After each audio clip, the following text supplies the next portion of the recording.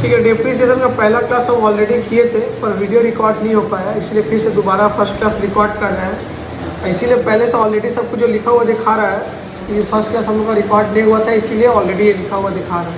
तो डेप्रिसिएशन का first class का ऑलरेडी लिखा हुआ है, ये हम लोग स्टार्ट कर रहे हैं। अच्छा, डेप्रिसिएशन ना जब हम तुम लोग के लिए पढ़ा रहे थे एक्सपेंसेस लॉसेस, तो उसका लिस्ट में ना डेप्रिसिएशन भी था।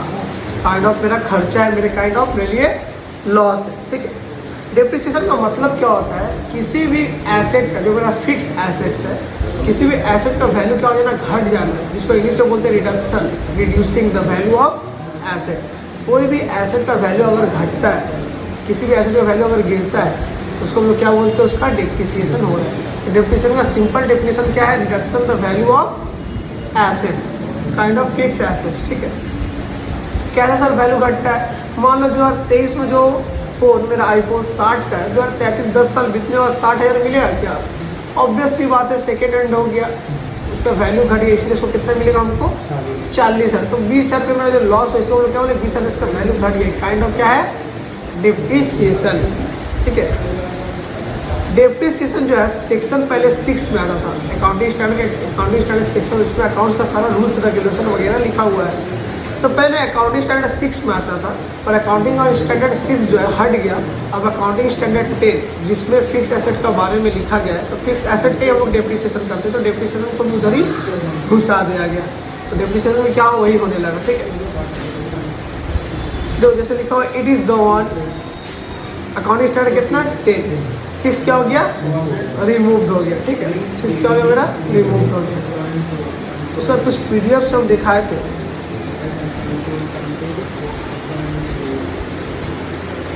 सम्स आ गया। ठीक है, कुछ हम PDF से दिखाए थे, PDF से सर क्या दिखाए थे, फिक्स एसेट का एसेट डेप्रिसिएशन करते हैं। किसका करते हैं, फिक्स्ड एसेट का। फिक्स एसेट किसको बोलते हैं सर, फाइनल में पढ़ा था, फिक्स एसेट, करेंट एसेट, ये सब पढ़ाए थे, नहीं सुने थे तो सुन लो। फिक्स एसेट का मतलब ऐसा एसेट जो 1 साल से ज़्यादा टाइम पहले हम रखना चाहते हैं, बिल्डिंग हो गया, लैंड हो गया, सब 1 साल से पहले हम बिक्री नहीं करते। मेरा पर्पस थे उसको हम बेचे, उसको हम रखने का पर्पस से ही खरीदते हैं। तो no not held for sale in the ordinary course of business, को हम लोग सेल करने का पर्पस से नहीं रखते। Expected to be used for more than 1 accounting period, मतलब 1 साल से ज़्यादा उसको हम लोग यूज़ कर लेते हैं, उसको हम लोग क्या बोलते हैं, फिक्स्ड एसेट्स। 2 तरह का फिक्स एसेट होता है, टेंजिबल फिक्स्ड एसेट, एक होता है इनटेंजिबल फिक्स्ड एसेट्स। टेंजिबल में क्या होता है, जिस एसेट को लोग छू सकते हैं, देख सकते हैं, ठीक है, वो मेरा टेंजिबल, जिसको लोग छूने से सिर्फ महसूस कर सकते हैं, वो मेरा क्या है, इंटेंजिबल एसेट्स। टेंजिबल एसेट का कैटेगरी में तब क्या है, लैंड बिल्डिंग छू सकते हैं, गुडविल हो गया, पैटेंट हो गया, गुडविल मार्केट में नाम है, गुडविल जो है ब्रांड वैल्यू वाला है, ये सब पूरा छू सकते हो क्या, ये मेरा इंटेंजिबल। हम लोग सिलेबस का पार्ट क्या है, टेंजिबल। ठीक है, या लिख लो मशीन भी हो गया, हम लोग एग्जाम में नॉर्मल मशीनरी लिख रहे हो रहा है, मशीनरी हो गया, मशीन वगैरह ये सब लोग बेचते नहीं है, मशीन की ने 1 साल से ज़्यादा रख लेते हैं।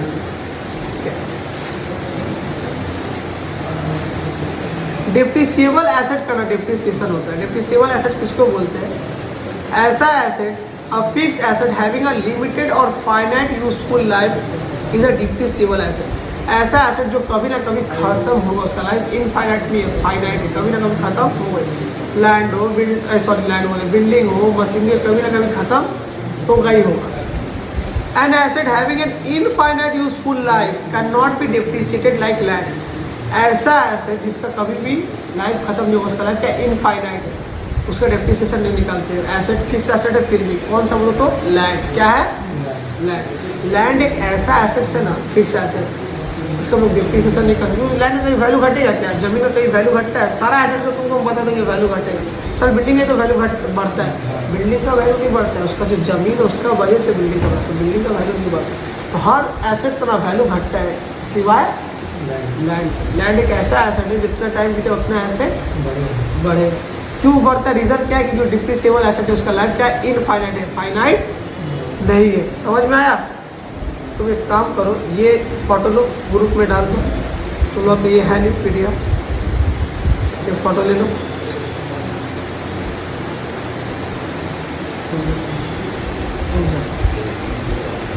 हाँ लो, ग्रुप में डाल देना। हाँ हाँ हाँ हाँ ग्रुप में डाल देंगे। उसका ये भी फोटो ले लो, डिप्रिसिएबल एसेट का ले लो, जल्दी लो।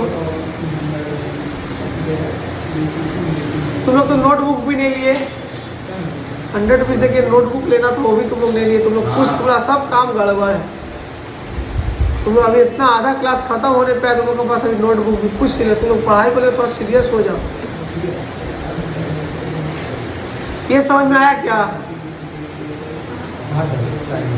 अभी तुम लोग को स्लो ही बता रहे, कुछ फास्ट हो जाएगा, शुरू से जैसे होता है ऐसे समझ के।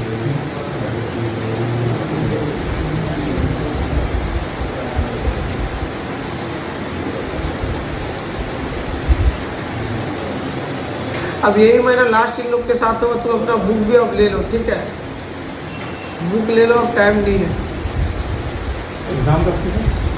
एग्ज़ाम तुम लोग का चांसेस है जनवरी एंड फरवरी।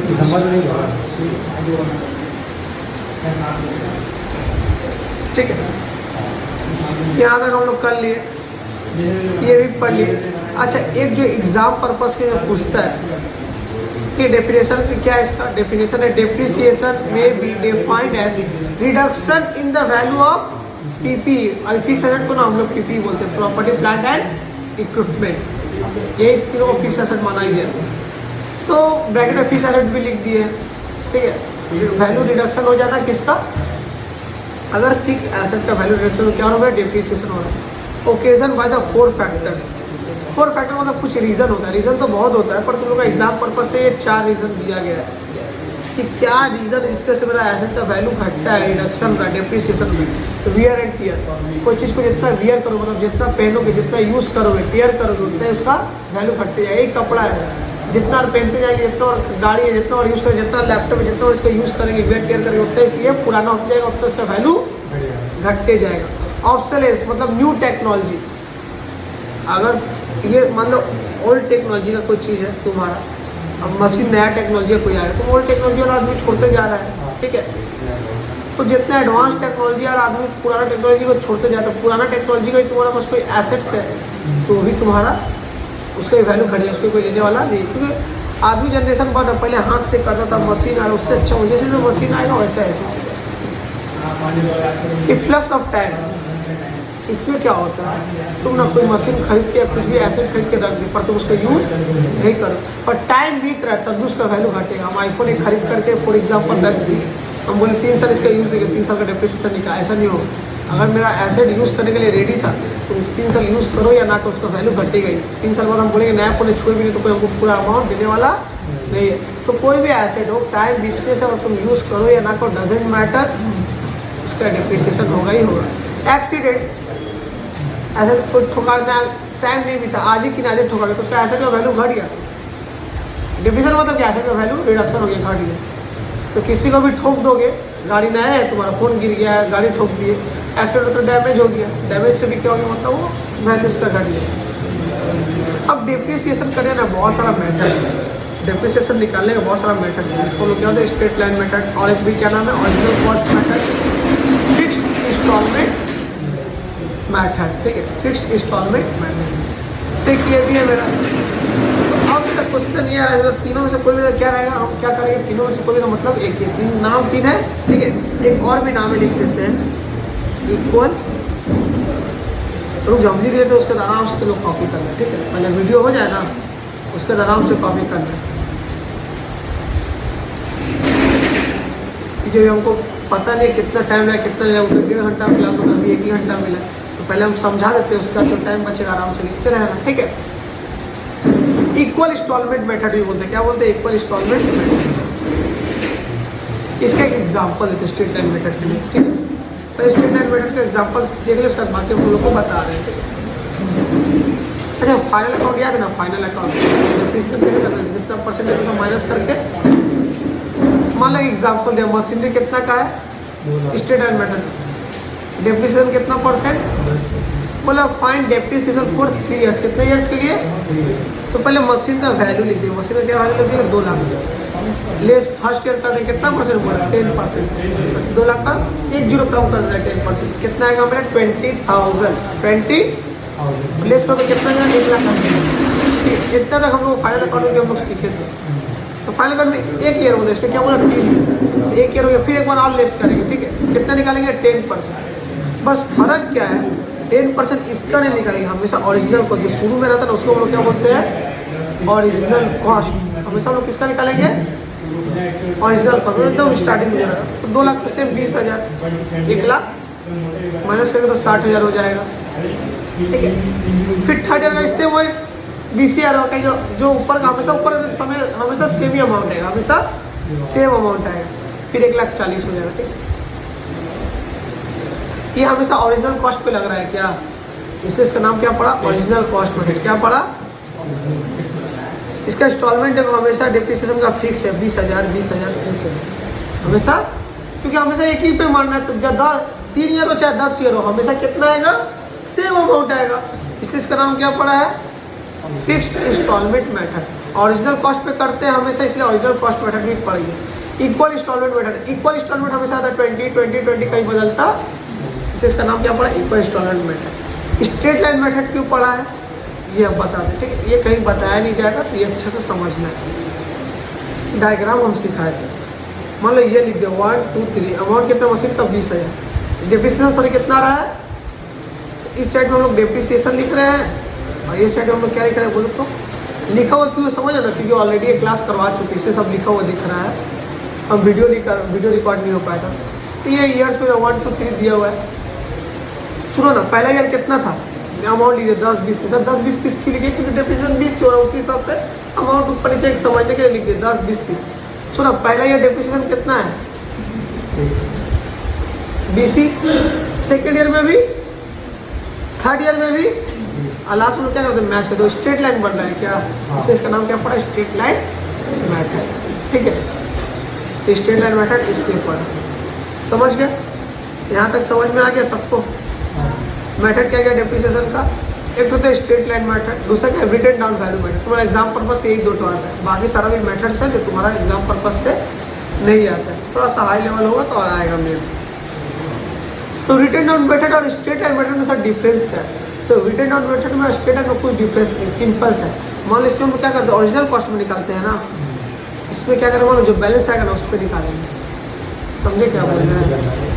तो मान लो 1,80,000 है, 1,80,000 10% 18,000, फिर 1,60,000 है, 1,60,000 का 10% 1,60,000। तो स्ट्रेट लाइन में हमेशा एक कॉस्ट पे निकलता है ओरिजिनल कॉस्ट, और WDV में रिटन डाउन वैल्यू जो बैलेंस आएगा जो दिख रहा है उसी को अमाउंट पे निकाल दो, बस यही फर्क है और कोई फर्क नहीं है। तो पहले हम स्ट्रेट लाइन मेथड को शॉर्ट सीखेंगे, फिर लॉन्ग सीखेंगे, फिर WDV करेंगे। तो WDV में start video straight line method का बड़ा सब हम लोग क्लास किए थे, तो डिफरेंस क्या होता तो तुम लोग को समझा ही दिया। अब सम्स करने से पहले ओरिजिनल कॉस्ट निकालना हम लोग को सीखना है। क्या सीखना है original cost, how to calculate original cost, ठीक है। तो ओरिजिनल कॉस्ट क्या होता है, परचेज प्राइस होता है, ठीक है। तुम लोग एग्जाम में ना सिर्फ 2 ही चीज़ है, पर पूरा पहले हम समझा उसके बाद तुम एग्जाम में क्या सीख देंगे। परचेज मतलब कुछ परचेज करने जाएंगे, परचेज लगेगा, कुछ डिस्काउंट मांगते तो डिस्काउंट क्या हो जाएगा माइनस कर देंगे कि भाई हम इतने के कुछ डिस्काउंट, उसको लोग बोलते ट्रेड डिस्काउंट, मतलब 1 लाख का 10,000 डिस्काउंट 90 आ जाए। अब कुछ मशीन ऐसा ना जिसको इंस्टॉल करना है, जैसे टीवी को इंस्टॉल करते बैठाने के लिए मैकेनिक आता है एसी का, तो मैकेनिक पे हम लोग को इंस्टॉलेशन चार्जेस, या कोई भी मशीन में उसका गाड़ी भाड़ा लग गया, कैरेज और फ्रेट ये सब लग गया, तो तुम कोई एसेट का जो कॉस्ट इसको जोड़ोगे नहीं। अगर तुम मान लो 1 लाख का एसेट है, ठीक है, तुम्हारा पैसा भाड़ा ही लग गया, तुम उसको जोड़े नहीं कॉस्ट में, तुम बोले कि हम 1.5 लाख में बेच रहे हैं, पैसा का प्रॉफिट हुआ, पर पैसा तो भाड़ा रहेगा, तुम्हारा प्रॉफिट तुमको पॉकेट में दिखाई देगा ही नहीं। इसलिए जो एक्स्ट्रा कॉस्ट है उसको तो ओरिजिनल कॉस्ट में जोड़ना पड़ेगा, तब ना हमको पता चले मेरा प्रॉफिट एक्चुअल की लॉस हुआ। मान तुम 1 लाख ले, तुम्हारा 50 इंस्टॉलेशन तुम जोड़े नहीं, तुम बेच दो उसको 1.5 लाख में, तुम खुश हो जाओगे मेरा 50 का प्रॉफिट हुआ, तुम लॉजिकली सोचो हुआ प्रॉफिट नहीं हुआ। तो सर एक्चुअल प्रॉफिट कैसे पता चलेगा, ये सब चार्जेस जोड़ने के बाद। आप कोई टैक्स वगैरह है तो GST वगैरह कस्टम बाहर से मंगाते हैं ना, तो कस्टम डिपार्टमेंट लोग को देना पड़ता है, ठीक है। तो ये लगा, तो एग्जाम पर्पस के लिए तुम्हारा ये 2 देगा नॉर्मली, परचेज प्राइस, ये परचेज प्राइस, और तुम्हारा ये इंस्टॉलेशन चार्जेस, कैरेज वगैरह, फ्रेट वगैरह ये सब दे सकता है। ये सब जनरली बाकी जनरली देगा नहीं, बाय चांस दे सकता है, ठीक है, बाय चांस दे सकता है। क्या प्रॉब्लम कर रहा है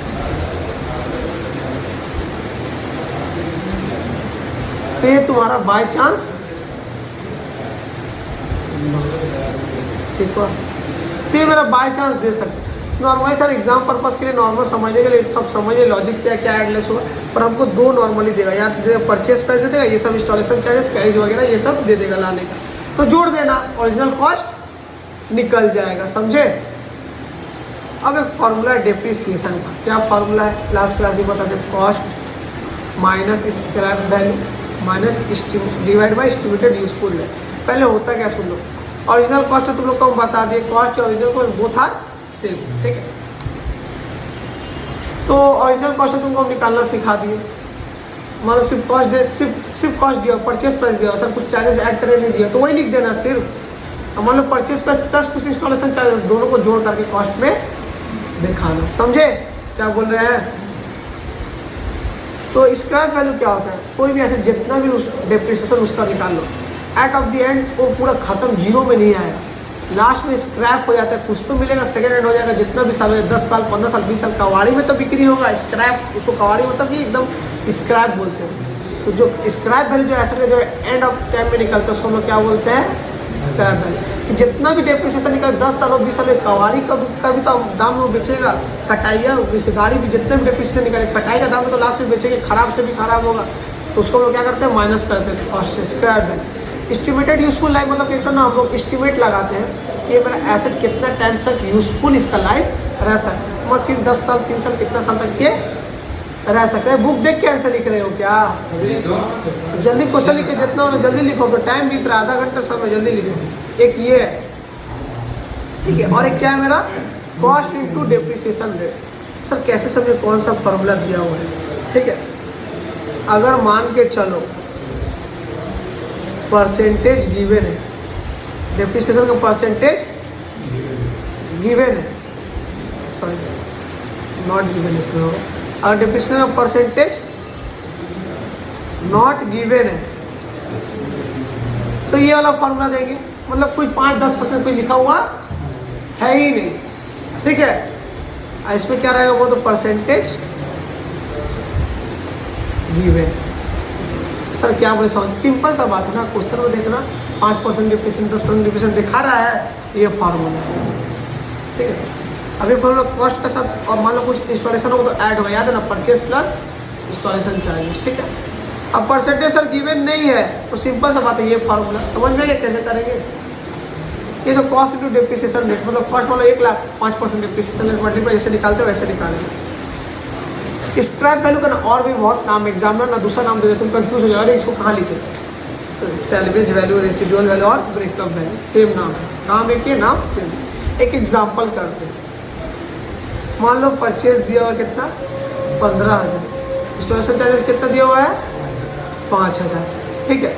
मान लो इसका निकालना है डेप्रिसिएशन, क्या निकालना है, डेप्रिसिएशन रेट दे, मान लो रेट यहाँ लिख दें, रेट क्वेश्चन में लिखना भूल जाते, 10% कितना दिया हुआ है, रेट मेंशन है क्या, हमेशा सेकंड फॉर्मूला, हमेशा कौन सा फॉर्मूला, तो कॉस्ट इनटू डेप्रिसिएशन रेट। तो कॉस्ट कितना हो, कॉस्ट में तो ये प्लस ये दोनों छोड़ दो, कॉस्ट में हम बता दें, तो कॉस्ट निकालने का फॉर्मूला क्या होता है, परचेज प्राइस, तो हमें एग्जाम पर्पस में ये भी देगा, तो क्या करना है ऐड। तो कॉस्ट में सिर्फ एक तो अमाउंट मत लिख के छोड़ देना, इंस्टॉलेशन कुछ भी रहेगा तो उसको क्या करना है, ऐड करना है, ठीक है, समझे क्या बोल रहे हैं। तो ये प्लस ये 20,000 10% उसका क्या है, कॉस्ट इंटू डेप्रिसिएशन रेट, तो कॉस्ट इंटू डेप्रिसिएशन रेट कितना है मेरा 10%, लिख दिया 10%, आ गया मेरा 2,000, समझ में आया। फॉर्मूला क्या है, cost minus cost into depreciation rate, क्या है, कॉस्ट इंटू डेप्रिसिएशन रेट, ये है ना।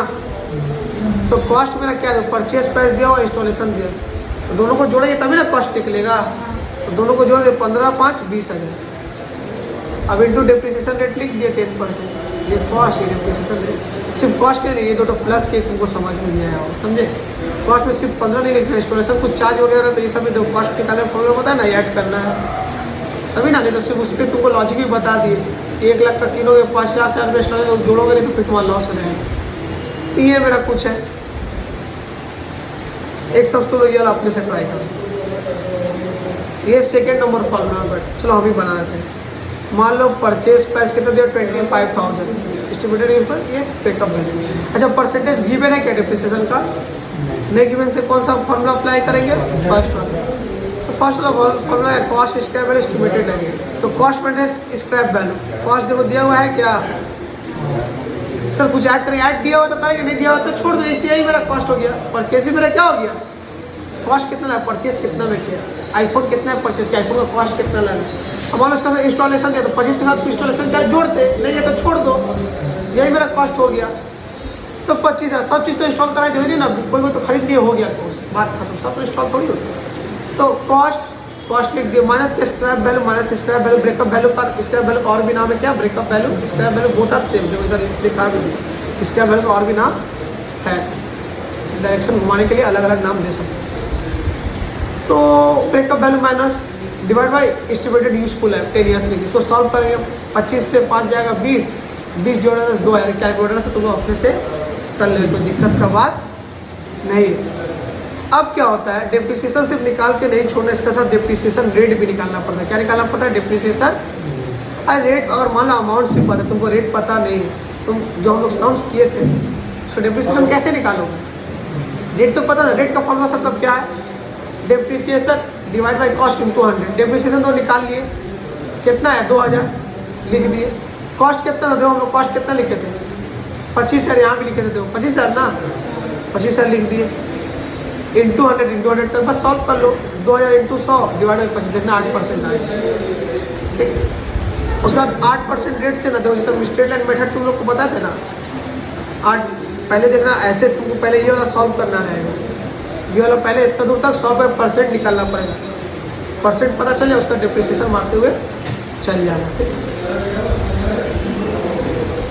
एक और सम से, ठीक है, ये तुम लोग खुद से ट्राई करके हमको दिखा दो,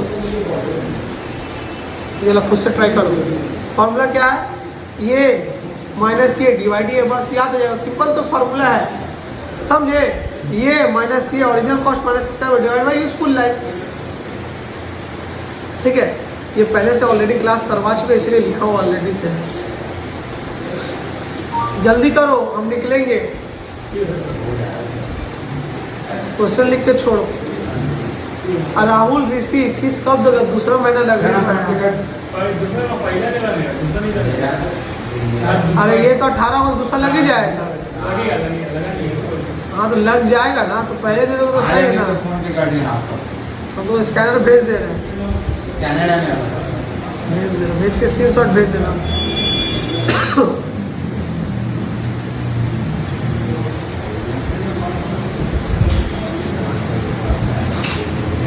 ठीक है, सॉल्व कर लेना।